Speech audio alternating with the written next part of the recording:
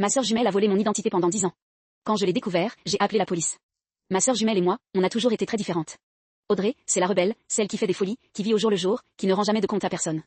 Moi, Marine, je suis la sage, la stable, le CDI, l'appartement bien rangé, les impôts déclarés dans les temps. Pourtant, malgré nos différences, je l'aimais. Jusqu'à ce que je découvre la vérité.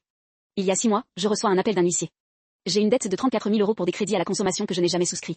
Je pense à une erreur administrative et je commence à fouiller. Et là, tout s'effondre. Ma sœur utilisait mon identité depuis 10 ans. Elle avait fait une copie de ma carte d'identité lors d'un Noël en famille, avait subtilisé des relevés bancaires dans mon courrier, avait même réussi à se faire envoyer une carte vitale à mon nom mais à une autre adresse.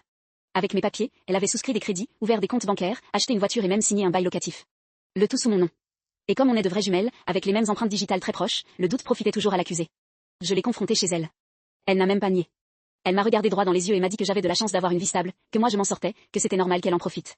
Qu'on était sœurs après tout. Je l'ai dénoncée à la police. Usurpation d'identité, escroquerie, faux et usage de faux. Les gendarmes l'ont placée en garde à vue le lendemain. Elle risque 5 ans de prison. Mes parents ne me parlent plus.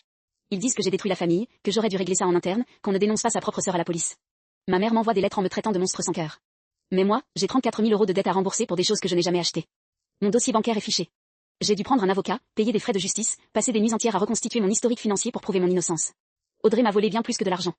Elle m'a volé 10 ans de ma tranquillité d'esprit. Elle m'a volé la confiance que j'avais dans ma propre famille. Et ça, aucune peine de prison ne pourra jamais me le rendre. Abonnez-vous pour plus d'histoires.